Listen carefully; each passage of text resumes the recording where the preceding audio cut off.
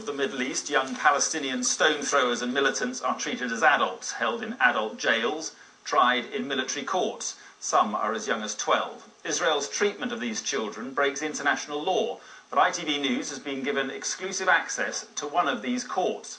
In the second of our series, Too Young to Die, Chris Rogers reports now on Israel's child prisoners of war. The child's crime of hate. The parent's sense of loss. The state's illegal child prisoners of war. Every 12 hours, a Palestinian child is arrested. In the last 6 years, 5,200 have been imprisoned by Israel. Their crimes, defiance against the state they blame for their misery. They are provoked and encouraged to retaliate, children as young as 8 full of anger. But is putting them behind bars the route to peace, or yet more hatred? These are the pictures children draw here. Soldiers with guns, barbed wire, prison bars and rats. This is 13-year-old Yusuf's underground cell and the outside area, where he spent just 30 minutes a day. They stamped on my neck when they arrested me. They said my father is a militant and I must pay for his crimes. Israel was held in a detention centre for weeks, but her case never went to court. Once, the guards showed us what they would do if we ran away. They threw tear gas into the cell. It's Judgment Day for yet more Palestinian children. For their parents, it's the only opportunity to catch a glimpse of their imprisoned child. For Kafaya, the hours hemmed behind barbed wire, waiting to go inside the military court, is nothing compared to the 3-month wait to see her 15-year-old daughter. Ayat and dozens of other child prisoners are transferred from a detention centre to face Israeli justice. We are the first foreign film crew allowed to join their parents and film their illegal trials.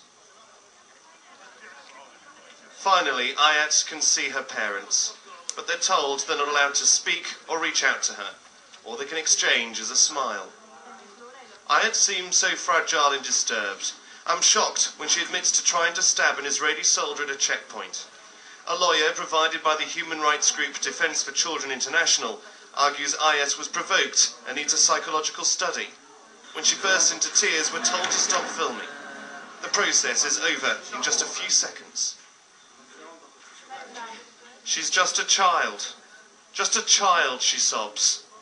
And she's right. International law states she should be treated like one. I didn't witness that here.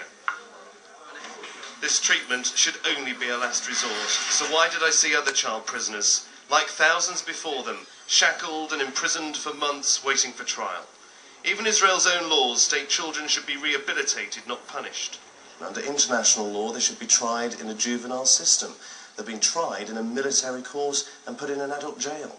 I most definitely think that these are things that Israel needs to address. We have certainly gone forward over the years. We're not in the same situation that we used to be.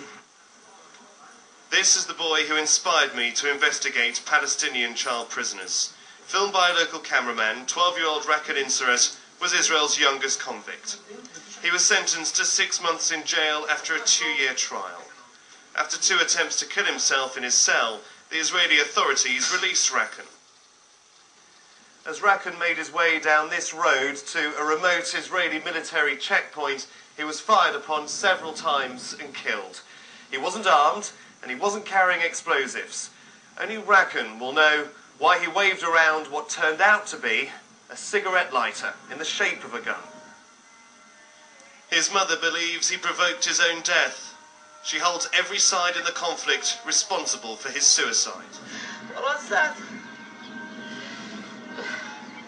She told me anyone with a mind, a conscience, we all should learn lessons from what happened to my son.